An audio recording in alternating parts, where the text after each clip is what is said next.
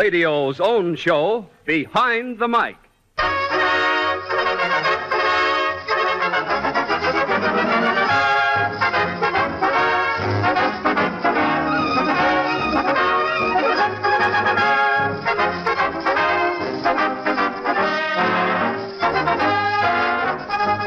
Radio. With a switch of a dial, radio brings you tragedy, comedy, entertainment, information, education, a whole world at your command.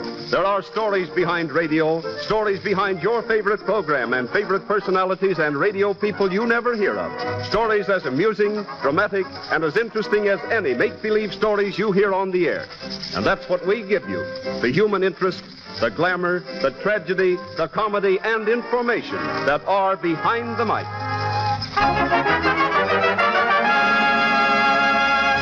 And now, presenting a man whose name since the beginning of broadcasting has been a byword in radio, Graham McNamee. Thank you, Gil Martin. Thank you. And good afternoon, ladies and gentlemen of the radio audience. We've had many people on this program who make their living from radio in strange ways.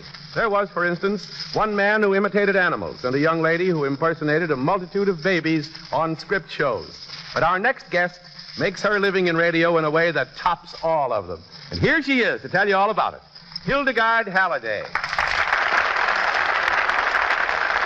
Hildegard, what is your radio specialty? Well, I make a living by sneezing. You mean you're an expert in pseudo-nasal explosions.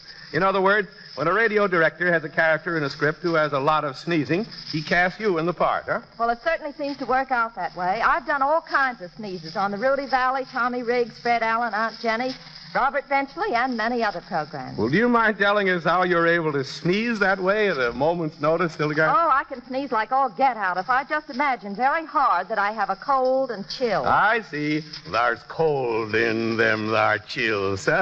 Besides working yourself into the part psychologically, do you get many hints from observation? Yes, I do. I recently got a great many hints from observing a lady at a cocktail party. You know, Graham, I never realized how bad hay fever was until I saw her. Yeah.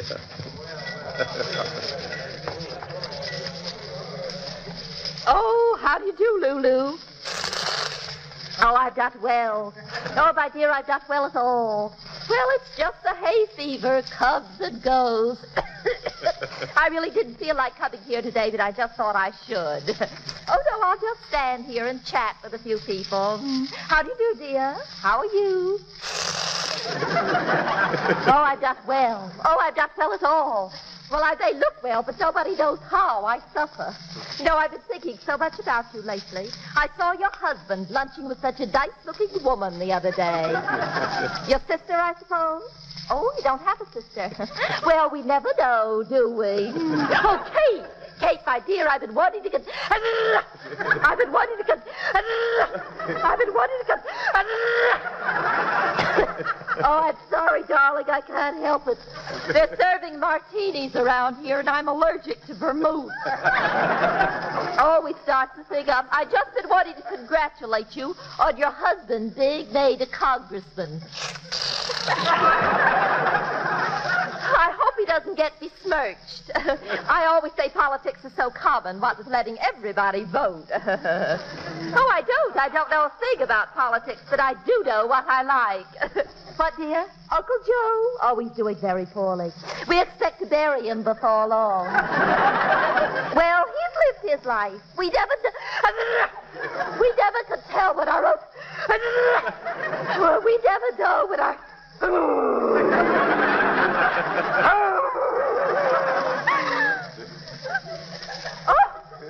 You know, that's the silliest thing. You never know when you're going...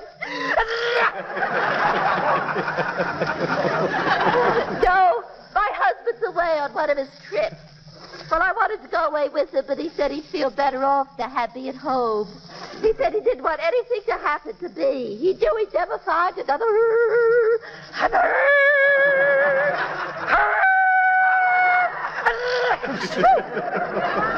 Oh, I'm afraid one of my spells is coming on. Oh, no, they're not dangerous. I just sort of stretch out the floor and stiffen. I think I should go. Lulu, Lulu, dear, I'm going home. I really don't feel I can stay any longer, but I've had such a jolly time. Take care of yourself, won't you? There's so many people dying this year.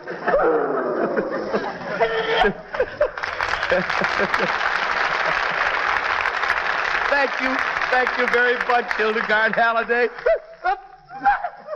You got me doing it now.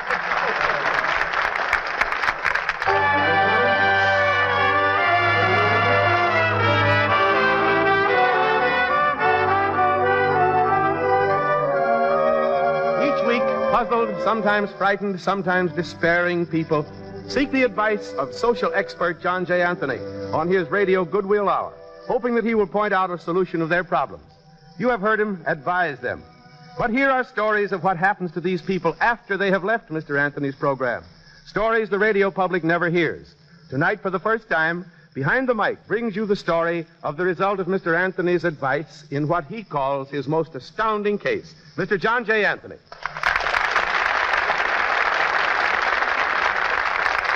Mr. Anthony, will you please tell us about that story? Yes, Mr. McNamee. That case gave me the most terrific shock I've ever had during my career in radio. On one week's program, I asked one man to state his problem, and to my shock and amazement, he began like this. I said to him, "What is your business?" And he said, Mr. Anthony, my business is killing. What do you mean? I'm a gunner in the Navy, and I'm going to kill a man. Do you realize what you're saying? Yes, I do, but it's the only way out. You see, I'm in love with a woman, and she's in love with me. But she's married, and her husband won't give her a divorce. He won't divorce her, well, out of sheer cussedness. He doesn't love her, but he doesn't want me to marry her. I've decided that there's only one thing to do, and that's to put him out of the way. That's the only way she'll get her freedom. So I'm going to kill him. You must have been shocked when you heard that. What did you do then, Mr. Anthony? Naturally, I pointed out to him that he certainly wasn't going to be able to marry this woman if he killed her husband. He'd be arrested and executed, and that would be the end of it. In the meantime, I wrote a note to the announcer and handed it to him. In the note, I told the announcer to have this man's overcoat, which he had hung outside the studio, searched. Inside the man's coat was found a large, heavy jack-handle, a perfect instrument with which to club someone. So I knew he was serious in his intention. I asked him to wait for me after the show, and he did. When the program was over, I told him that I could very easily have him committed to Bellevue Hospital for psychiatric examination to determine his sanity, but I was more anxious to straighten him out. I made him promise that he would do nothing that evening, but would come to see me the following day at my office. He promised. Did you feel his promise was worth anything? Oh, yes, in this case. After all, he had been contemplating killing this man for some time, and he'd come to me for help, and he still wanted it. And so he wasn't going to do anything until at least after he had seen me again. Well, why did you have him come to your office? Well, because I wanted to get in touch with a well-known psychiatrist, have him see the sailor, and try to straighten him out, which was exactly what he did in a series of interviews. And how did it all end? Did the man divorce his wife, and did the sailor marry her? Oh, no, Graham. It might have happened that way in a story, but not in real life. That was different. You see, the psychiatrist confirmed what I had suspected all along. The sailor wasn't really in love with this woman. It was a case of frustration. He'd probably wanted to marry her at one time, but since he wasn't, and since she was married, that was quite impossible. But the fact that he couldn't made him all the more determined that he would, even if he had to kill her husband to do it. The finish of the story, Graham, is that the husband, when he discovered that the sailor didn't want to marry his wife, gave her a divorce. I got her a job. The sailor didn't marry her, but he didn't kill the husband either. And there you are. And thank you, John J. Anthony, for an unusual behind-the-mic story.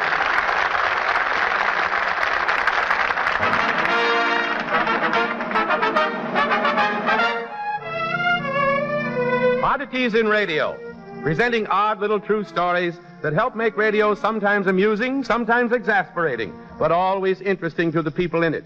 This week's oddity. A few weeks ago, Len Doyle, radio actor, best known perhaps for his interpretation of the part of Harrington, special cop, in the radio series Mr. District Attorney, was speeding along a highway near New York on his way to his broadcast.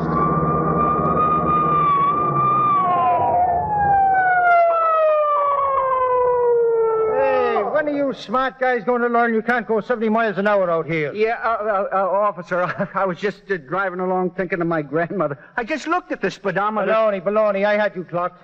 You're the third guy in the last hour I've had to give a ticket to. Oh, you're not going to give me a ticket, are you? I'm awfully sorry. So I'm not going to give you a ticket. Well, Well, here it is.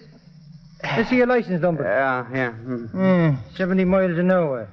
Where do you think you're going? To a fire? No, as a matter of fact, I was on the way to a radio broadcast. And do you mind telling me why you have to go 70 miles an hour to a radio broadcast? Well, officer, you've heard of Mr. District Attorney, haven't you? Well, I'm Harrington of the District Attorney's office. You're what? I'm Harrington of the District Attorney's office. Hey, some of you guys talk too soon and some of you don't talk soon enough. On your way, buddy. I don't want to get in no trouble with the District Attorney. Yeah.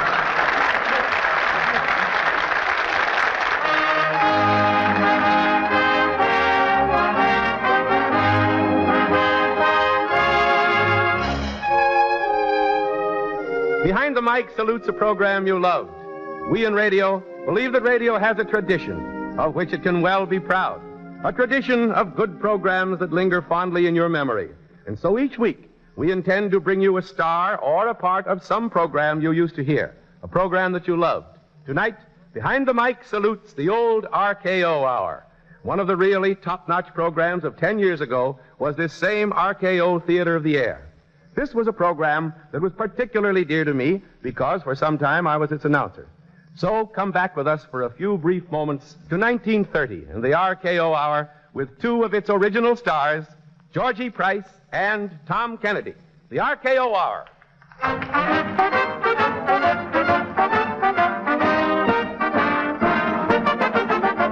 Hello, hello, the RKO is sending out this message so the world will know. From Maine to California and up to Montreal, down to dear old New Orleans, you'll hear a friendly call. The brightest stars from here to Mars will brighten up your radio. On Tuesday night when tuning in, remember I was crooning in the voice of the RKO. Good evening, ladies and gentlemen of the radio audience. That was Tom Kennedy singing the RKO song, and this is Graham McNamee speaking. We welcome you to another weekly performance of the RKO Theater of the Air, sponsored jointly by Radio Keith Orpheum and Radio Pictures, who produce for the entertainment of you and your family the best in vaudeville and talking and silent pictures.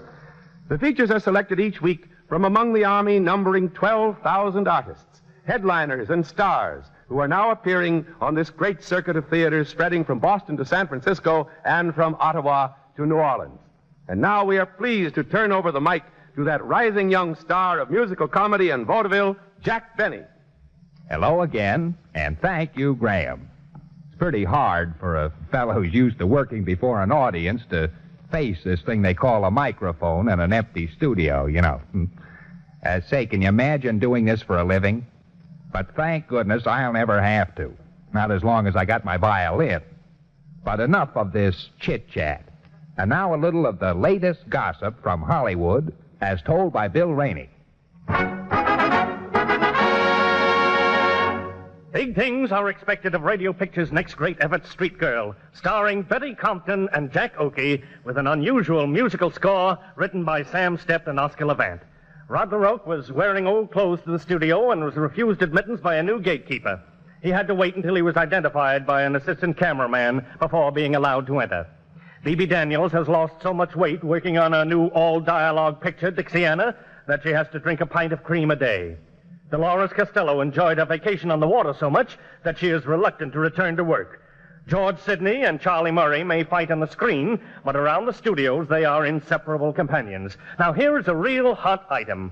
Radio Pictures has purchased the rights to Edna Ferber's Cimarron, and that picture will go into production soon and will be ready for release next fall. Richard Dix will be starred in the role of Yancey Cravat. That is one picture that I'm sure you'll all want to see. And now I want to introduce to you a young fellow who is headlining at the Palace Theater in New York. One of the most versatile actors in RKO vaudeville. A man who can sing, tell jokes, do imitations. He's great doing all of them. Georgie Price. And now Georgie will sing in his own inimitable style Bye-bye Blackbird. I'll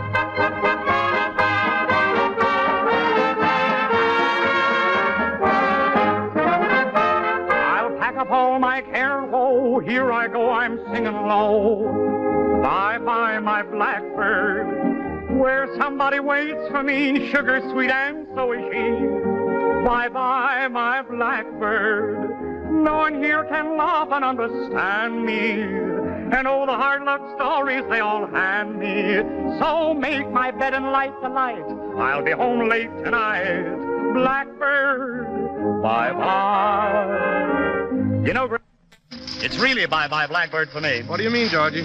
Well, when I close at the Palace tomorrow night, I'm going on a 55-week vaudeville tour, and every week a different town. Good old vaudeville. Yes, sir.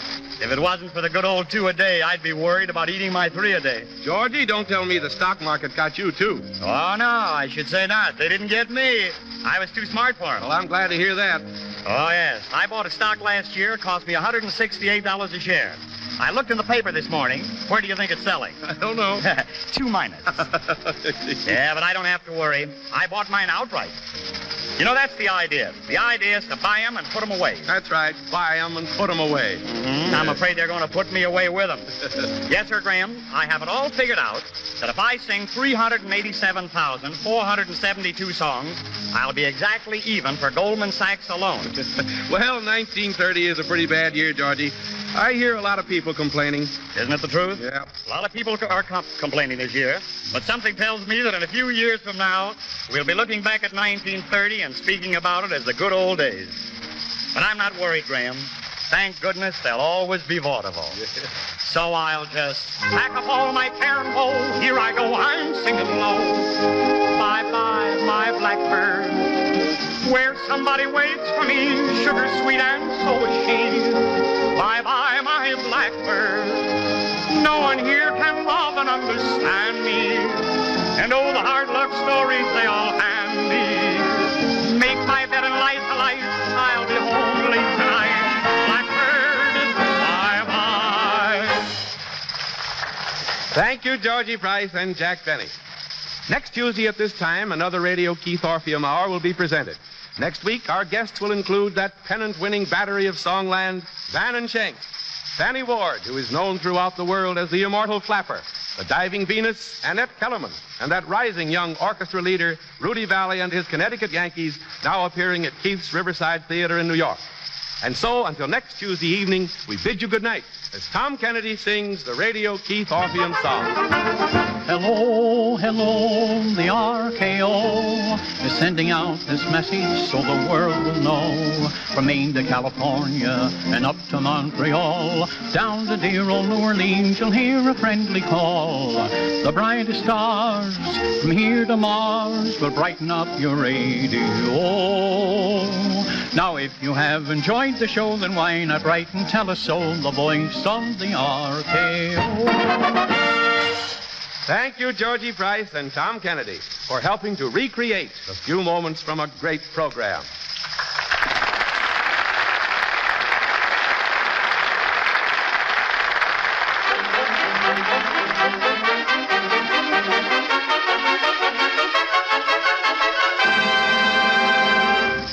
Letters from listeners. Each week we invite the listeners of Behind the Mic to write us questions about radio.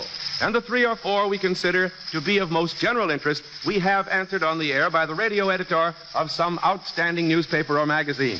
Tonight's questions will be answered by Joe Ranson, radio editor of the Brooklyn Daily Eagle. Mr. Ranson, Mr. Ralph Spencer of Toledo, Ohio, wants to know what is the oldest commercial coast-to-coast program still on the air. Well, Mr. Spencer, the oldest commercial coast-to-coast program still on the air is the City Service program. It originally started in 1925 and was on the air intermittently until 1927, at which time it went on regularly, summer and winter, and is now enjoying its 13th consecutive year. Miss Helen Ruth Wegman of New York writes in to ask, can you tell me what was the earliest theme song used on the air? Well, Miss Wegman, as far as I can find out, the earliest radio theme song was used by the Happiness Boys back in the early 20s. And it began something like this. How do you do, everybody? How do you do? How do you do, everybody? How are you? Can't you sing it? Not with this throat. Miss Margaret Bart of Phoenix, Arizona asks, can you tell me if Yehudi, who Jerry Colonna mentions on Bob Hope's program, was Jerry's own idea? Well, according to the advertising agency which produces the Bob Hope Show, Yehudi was created by one of the scriptwriters. Yehudi was originally to be used only for one show, but he proved so popular that they've been writing him into almost every script. Mr. Henry Zukor of St. Louis, Missouri says this. Last week I heard Bill Stern interview the Navy football coach, Swede Larson, on Behind the Mic in a supposed telephone conversation. How was Swede Larson made to sound as if he was on the phone? Mr. Zucker refers to this type of sound, of course. Every week, Behind the Mic brings you true, amusing, and thrilling stories behind radio. Well, Mr. Zucker, this effect is achieved in this way. The microphone into which Major Lawson spoke was the same as any other microphone. However, the voice comes from the mic into the control room and goes through a device known as a filter box, which eliminates the high or low tones of the voice. Thus, the voice is thinned in such a way as to make it sound as if it was on the telephone. Thank you, Joe Ranson, for answering those questions. Thanks.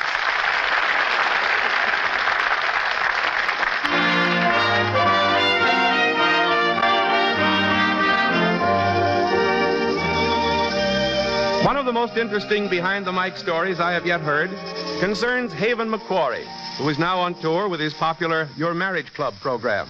This story might be entitled, The Strange Way in Which a Radio Broadcast Affected a Member of the Studio Audience.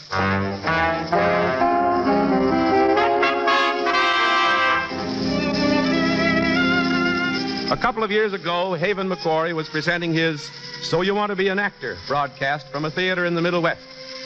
In that program, you know, McQuarrie would select several amateurs from the studio audience, explain to them the situation of a scene, and then have them act it out under his direction. Incidentally, Haven used to give his directions through a megaphone. For the studio warm-up before the broadcast, he'd call a stooge out of the audience, his brother, by the way, and they would do a comedy act in which Haven would direct him.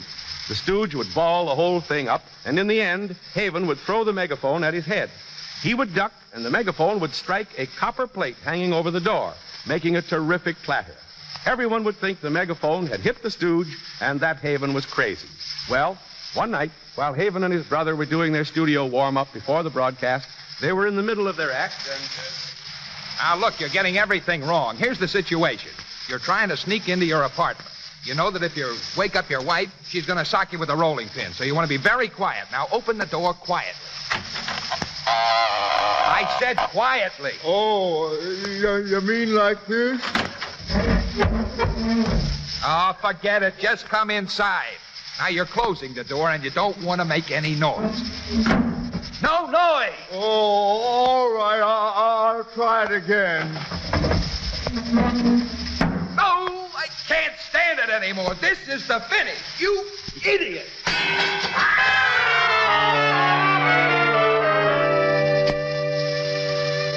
Well, the megaphone hit the copper plate in back of Haven's brother, and a woman in the audience screamed. The following day, as Haven was coming out of his hotel, a tall, raw-boned man, looking like a prosperous farmer, came up to Haven and said to him, Mr. McQuarrie, I feel I've just got to explain something to you. You heard a scream in the theater yesterday morning during your act, didn't you? Yes, I did. Well, Mr. McQuarrie, that was my wife. She just hasn't been herself for the past 5 years, ever since our baby was a few months old and almost died. And she's been getting steadily worse. She doesn't recognize any of us at all. So I bought a farm way out in the country where we'd be away from everybody and I could take care of her myself. She had terrible headaches, but the doctor said there was nothing that could be done for her. Oh, that's too bad. Yes, it was. But yesterday I had a brain specialist come to see her. We were taking her to a hospital for observation. The doctor thought something might be done to relieve the pressure on her brain. As we were driving through this town last night, our car broke down. Luckily, we were close to a garage. I called the garage man over, and after examining the car, he said... Say, it's going to take about an hour to fix this. We can't wait here in the garage. It's freezing cold. I've got my wife with me. Well, let me see. You know what? We could go across the street to that theater and wait there. They're doing a radio broadcast there, but they might let you in. It's warm inside. Doctor, do you think it'll be all right? Yes, I think that's the best thing we can do. We don't want it to freeze out here. All right, we'll go over to the theater, and we'll be back in an hour.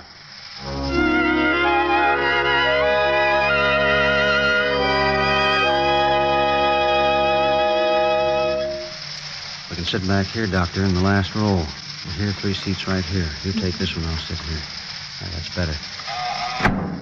I said no noise. Oh, all right. Try it again now. Go on. I'll try again. Oh, I can't stand it anymore. This is the finish. You idiot. Ow! Darling, are you all right? Where is he? Where's my baby? Doctor, did you hear that?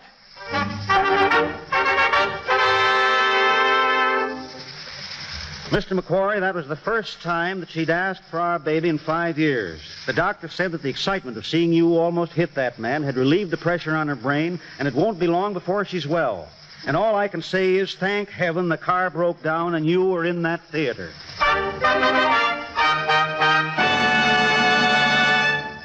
And Haven McQuarrie hears from that man every once in a while. And I can tell you that his wife is well and happy again.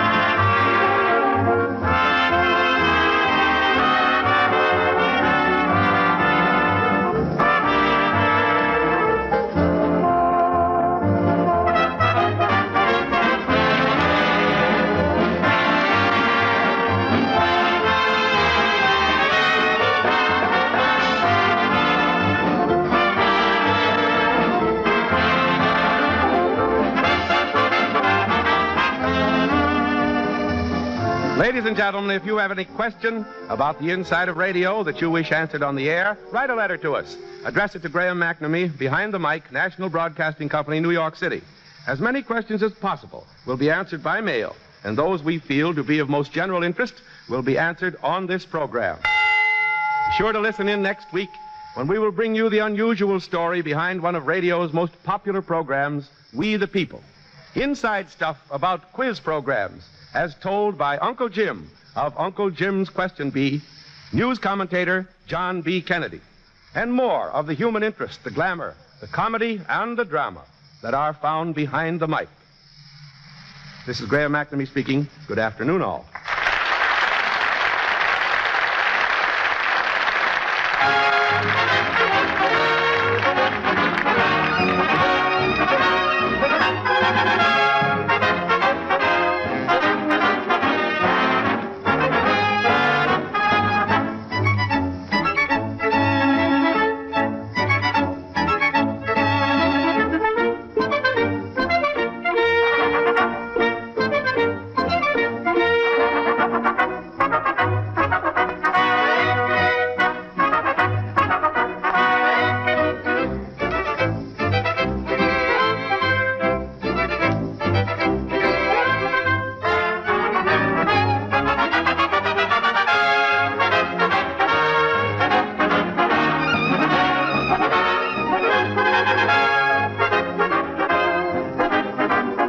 Behind the Mic is written by Mort Lewis.